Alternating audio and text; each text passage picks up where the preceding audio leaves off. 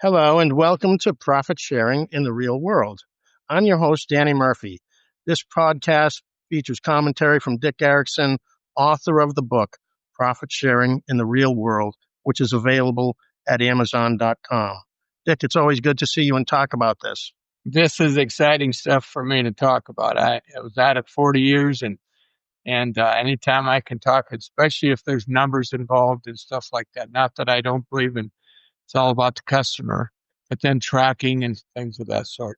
Well, you are a numbers guy, and you paid close attention to the numbers. And what you found in Sun Tire in your business was that when you pay close attention to the numbers, there's profitability and profits to be found there, isn't there? Amen. Absolutely. And we watched the numbers very closely. And kind of what started me off, Danny, was I got invited to go to up in Georgia, take a Chamber of Commerce trip to a neighboring city that had McDonald's franchise going to be the featured speaker. And he talked about the issues of running a McDonald's. And this goes back 40 some years ago. But what blew my mind was the things he knew by the hour that was going on in their franchise. And I mean, a lot of times people don't know the end of the month how they did. I might have been guilty of that at one time, and then maybe I shortened that up. But when they could speak, said, "Yeah, yesterday we sold 500 hamburgers between 9 and 12 or something." Well, how is that like other Fridays? So you start making comparisons. Now, even the smallish numbers can add up to substantial profits. For example, you told me about charging people for valve stems. Yes. The valve stem, let's say it was basically, we could make $3 on a valve stem if we sold one. And there was a lot of stores, a lot of competitors. I don't know about the word a lot, but they gave it away. They said it's not big enough item to really track. We'll have it for them. We're going to be the nice guy. We're going to give it. Well, we took a little different approach and said, no, I think it's a necessary item in most all cases of selling tires to keep the guy safe, that it should be in our presentation to sell it. And we found it was basically anyone who sold a valve stem made about $3 somewhere there between $2 and $4. And let's cut the difference, $3. So yeah, so we started tracking that. How we did track it against tires. You got to have some center line, and that's the thing we started with. And we found that to take it out through the end of my career, we were selling 100,000 tires in a year. My last year before I sold the business, and we sold 105,000 valve stems. Take that times $3. Well, that's over $300,000 in a year. So all of a sudden you go, wow. And you don't, sometimes when you start tracking something, it doesn't sound like much, but if you get it in there, and then the deal is by tracking, you can then put some effort on making that number increase, or, and we don't want to do it the right way, but, just by being aware of it will help it move up. And there was a cost associated. Those valve stems, you didn't get them for free, did you? No. So it was legitimate to charge a little bit for them. Yes. And it was an item that it's about like probably in a cafe or something where a Coke is $2. Maybe the cost of it is 25 cents. So it isn't that it's a big, could be, I'd say, let's see, with $3, close like the valve stem. What's the cost? 25, 30 cents. It was similar to a valve stem. But boy, if that becomes a number that grows with your business, you want to track it. Yeah. And another thing you did, and this is even more interesting, was everybody in the business, they charged $39.95 or $49.95. Everything ended up in $95. Right. But you decided we don't have to do that. We could bump it all up to $99. Yeah. 4 cents per item sold. Tell me about that. Well, it was from a presentation I heard, and someone says we get locked in on numbers. Some people say, well, I'm at 350 or something. I didn't know that many people who did that in the middle of numbers, but he said when you say 395 or 399, in their mind, it's still 3 something. So it's the 3 that stands out. And we said, well, that's 4 cents difference.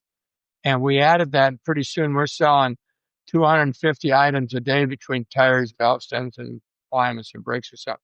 Well, you do that one day, but at the end, when you're taking it for a year, what that 4 cents do, we're talking $3,000-$4,000 a lot of times. It's one item, but $3,000-$4,000. You think about it, that usually was given away. It wasn't there. That's added profit that you put to the bottom. Now, another thing we've talked about is your administration department. You said that you did the research and found out that the industry average in the tire business was 4% for administrative costs. Right. And you use that as a measuring stick to motivate your own administration department. Right. Tell me about that. Well, what we did is, as we started profit sharing, it was easier to do as a store as a whole. But then when you got it into the internal part of your business, and it was looked at strictly as an expense, but there's people in charge of that. How many people does it take to administer it? And I would see folks in our size are up to, 5, 6, 7. We administered 5 or 6 or 7 employees, whereas you had 3. And we found out when we said, okay, let's come up with a number. We started with 4. That's the average in the industry. Any savings under 4, we're going to split it with those 3 people. Well, boom, the next year it came down to, it started coming down. Within probably 4, 5, 6 years, we had it under 2%, and would have each year or two would change the number that you had to improve on, and it got down to 4%, 3.5%, 3%. Anyhow, we got it down to 1.75% with those 3 employees, and we were growing all this time too. So just to be clear, while other similar businesses to yours were paying 4% per year for administration and having maybe 5 or 6 employees in administration, your 3 people got the cost for administration under 2%. Amen. And let's go with that. Let's stay with that number now, 2. This was 2. It's actually lower than that, but we were given bonuses of that back to them. So let's say it was 2% better than it was when we started. We were doing $20 million. When I sold the business, our revenue stream was $20 million. So if you took 2% times $20 million, you're talking about $400,000 less in administrative expense than I would if I'd have stayed with the 4%. So you got the administrative costs under control, first by knowing what the industry average was and giving your people motivation to do better. Right. That's very interesting. The next thing I want to talk about is alignments. Now, alignments in a tire store, that can be very profitable. Yes. Yeah. And you found that, tell me, 25%. Yeah, we started tracking them, and, we found that having multiple stores, you can start comparing stores against each other. You didn't have to even go into the industry. Say the top stores were doing around 25, maybe 30%, and we're better at presenting why an alignment. Alignment was probably the biggest deterrent on mileage on your tires. If you didn't keep your alignment up, air pressure was the second issue, but I was keeping the alignment. So it was something that was needed. It wasn't something you're pushing on people. It was a needed service. So in the long run, keeping your tires aligned and properly inflated is good for the customer because it extends the life of that tire to what it should be instead of it wearing out ahead of time. Yes. And when we started tracking, we came up with a number. It wouldn't mean a lot to folks outside of our industry, but that we would get, for every 100 tires sold, a good number for us was getting 25 alignments. And so you discovered that for 100 tires sold, on average, there ought to be about 25% alignments. Now, if that number was off, it was down to 20%. What did that mean? Well, let's say an average alignment, some are 4-wheel alignment, and not to get particularly a little more expensive. But anyway, let's just say it's $100 average for alignment. Well, if you lost 5 out of every 100 and you sold 100 tires, and selling 100 tires in a good store on a day is very possible. So the point is that's $500 for that one day that is lost revenue that potentially was there by the averages. Yeah. Now, we've talked before about the call center, which was a real innovation in the tire business. There weren't other businesses you could look at where they had a call center. You In our put one in, industry. Yeah. and what did it do for your business? Well, Danny, going back to what got me thinking about it, I was watching the phone was ringing a lot. And I said, how can we better control that? Because with the customer coming and going, which is what we need, but once they're there, that's got a precedent of who you're going to talk with is the customer who's standing there or working with you. And when that phone rings, how do we handle that? Well, a lot of times what was happening, you leave the customer and go to the phone. Now let me take another example. The guy's ready to pay. And he's been waiting and he's happy to get out of there. Getting a little bit antsy. Yeah, antsy. And now phone ringing. Now you spending 5 minutes talking to customers, asking you questions on the phone that need to be answered. So the point is that finally it dawned on me. I said, many industries have call centers. Why doesn't the tire business? And there was a few out there apparently that did, but not in my geographic area. Somewhere I could go out and figure out what they were doing. So I kind of had to start from scratch on a call center. But anyhow, the more we thought about it, why do people call? We found in thinking about it and going through statistics, over half the calls was over the price of a tire. That was one of the biggest issues they called about. Number 2 is, could I get an appointment? Number 3 is, how long does something take? What's the line of it? How long do I have to be there? Questions like that. But a lot of them are price oriented. So we found it, and then we started realizing too, sometimes when the guys are busy, it would not give the customer the entry level tire because they're busy anyhow, and said, well, I'll shoot them the mid range tire, which is worth the extra price, but if you call someone with a better price, which they're going to do if they get someone like us, they're going to get the entry level tire. So anyhow, the point was what is the customer wanted? Price was a big issue. And bigger than that, really, in a big story, is they had questions. What are their questions? So it wasn't selling. It was answering questions. And answering questions properly got you a visit. So that was the step. We were looking for the visit. We wanted them into the tire store. Then we could look at their deal. We could show them what they needed, not what they wanted. Even sometimes what they wanted shouldn't have been a sale. It's what they needed. And a lot of times they didn't need a set of tires. They needed 2 tires and needed the line. That was less price than if they bought 4 tires. So that being said, we dictated to the employees in the call center what they would, where the parameters were on the conversations. Their deal was not to sell, it was to answer questions. So you paid close attention to the store's numbers. How many of the store's sales were from the call center, customers who came in as a result of calling the call center? That's right, because we would get a name, and a lot of times an appointment or something like that. So that person came from the call center. He showed up, so he's tracked as, okay, this is a call center visit. So that was, and we found through me just asking a question to a person sitting next to me in an airplane one time who ran a call center for one of the TV or communications business.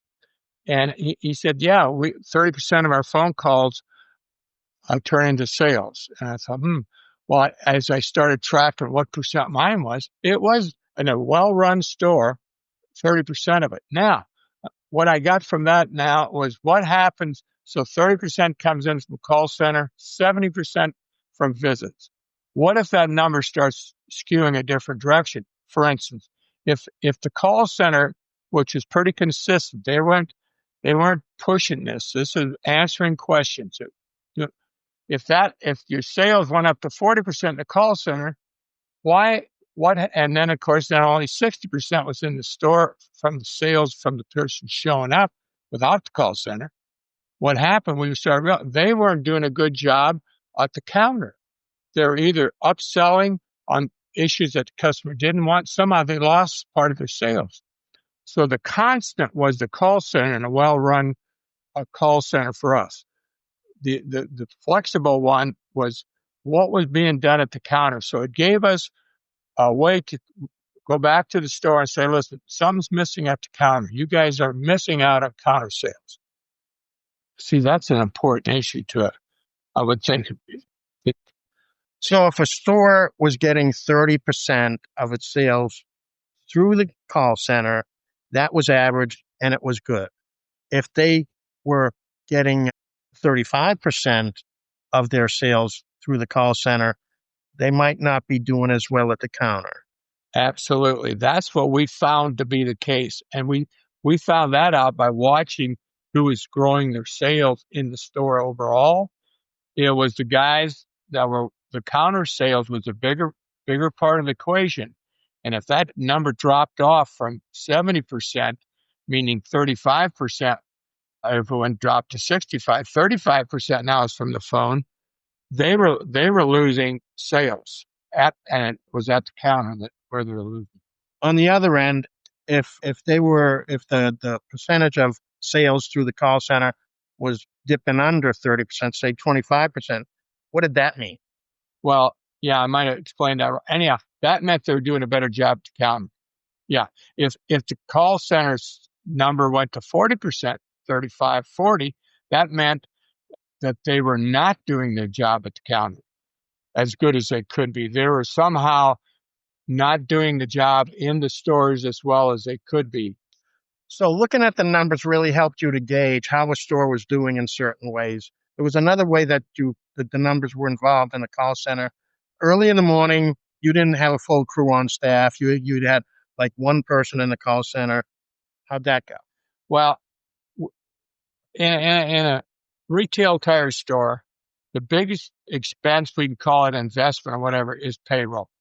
So any way you could control payroll better, is the big number. And so if you focused on payroll and not at the expense of the employee, but so much as an expense. So you didn't want to say, well, my guys are working for nothing or for little or nothing because No, we want to pay them well. We're going to share profits with them.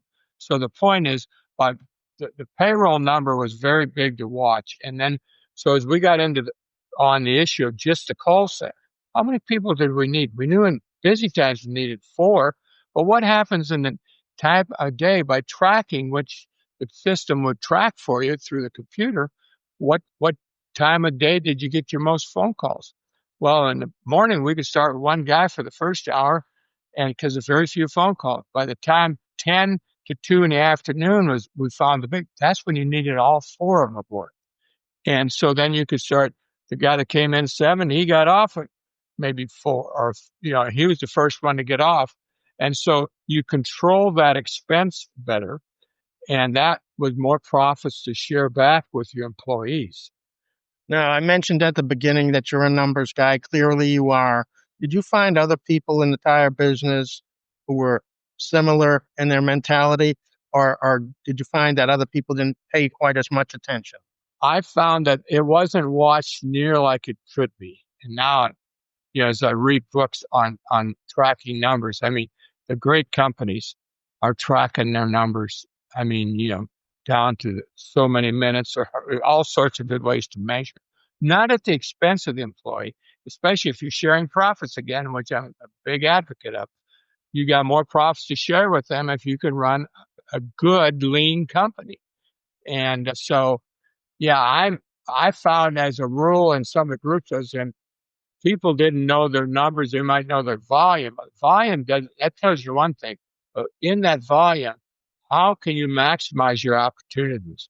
And boy, if you get into it from small things, we didn't go so far as measuring toilet paper, if you will, or some things that some people said would measure everything. Well, there's a limit, and there's a cost to measuring everything.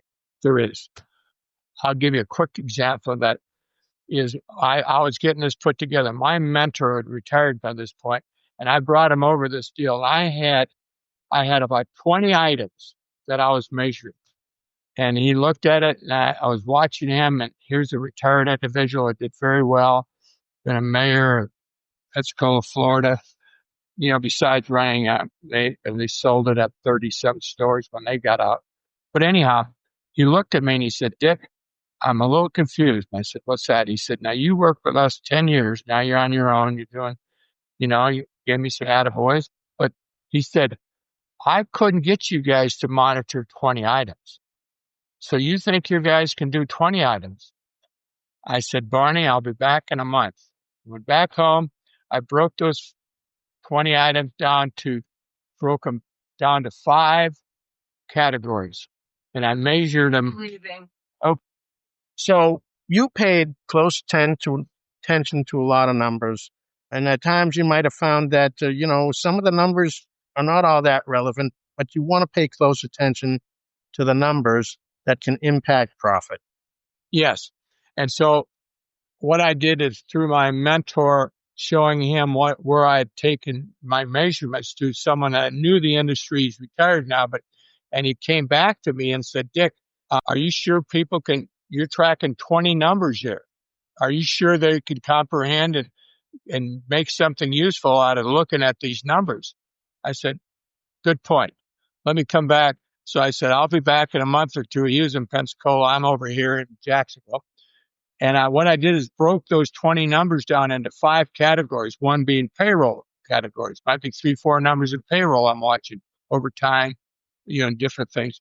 And then I had it on units of the 4 cents deal. And another issue is how many, but anyhow, I broke them into 5 categories. And so that was the big number. But the point is that they could spit out those 5 categories that quick, and by kind of averaging each of those 5, we still were watching all 20 numbers indirectly, though.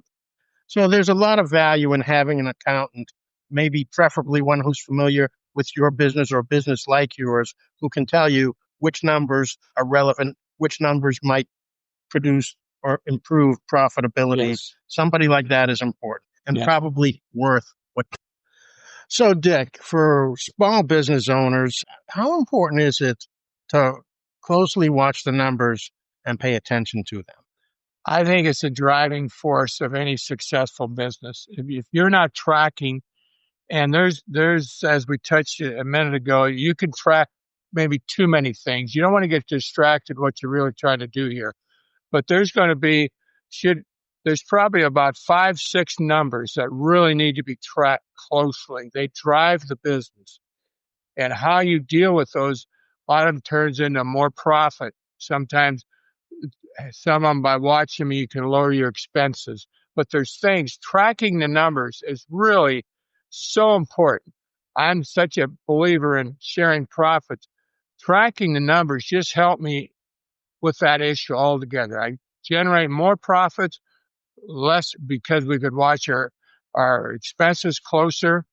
We could watch what we're retailing closer, all sorts of items, but just 5 items can help you in a big way. And you could go from there. But I would say when I talk to people and I ask them a few things about their numbers and they can't tell me anything, I know they're leaving money on the table. They're not getting from a business what it needs to. You got to know what you're selling and how much, all the whole things that go into tracking.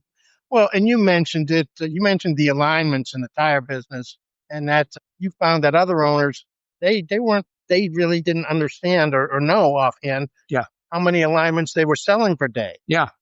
When it should be like, say, 25 alignments a day, and if they're off 5 and you take that times 300 working day, what does that amount to? That's a potential of $500 a day you're leaving off times 300. That's big bucks. Big bucks, yeah. So, Dick, again, it's always a pleasure to talk to you. This was particularly enlightening to get a hold of what the numbers mean and how important it is to pay attention to the numbers. You've been listening to Profit Sharing in the Real World. I'm Danny Murphy, and Dick's book of the same name, Profit Sharing in the Real World, is available at Amazon.com. If you have a question for Dick to address in a future episode, Or if you have a story about how you've seen profit sharing work in the real world, please send me an email. Danny Murphy.